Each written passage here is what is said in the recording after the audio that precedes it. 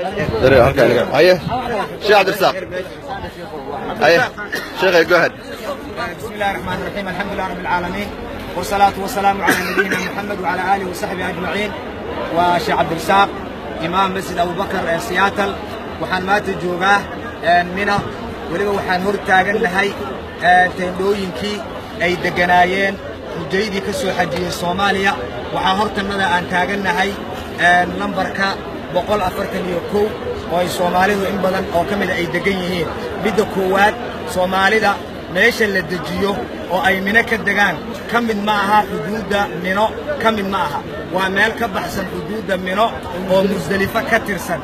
saa darteed hadday daruura ahaan ku degeen oo culimadu ay yiraahdeen daruuray ku degan yihiin, haddana waxaa jirta dhibaato khaas ah oo ayaga haysto teendooyinkii loogu talagalay iyo makaatibtii waday iyo dadkii mas'uulka ka ahaa in aynan meelna ayna dejin dadkii in badan oo kamid ay bannaanka seexdaan.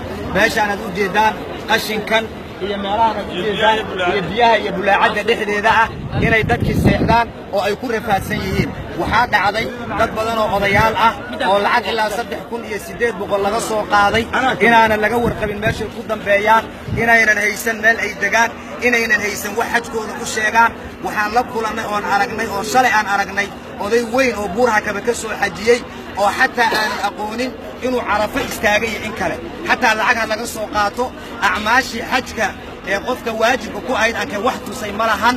dadku waa rafaadsan yihiin, aad baa loo dhibaataysan yahay.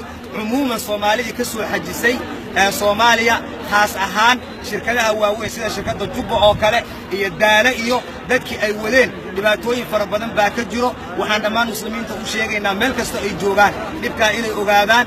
xujaydana waxaan u sheegaynaa in ay xajkooda ku dadaalaan. wax hago oo xajka u sheega hadday waayaan inay ayaga iscaawiyaan oo ay jamaraadka iyo acmaasha say u gudan lahaayeen ayaga ay iska caawiyaan insha Allah taala. wajazaakumullahu khayr wa salaamu alaykum.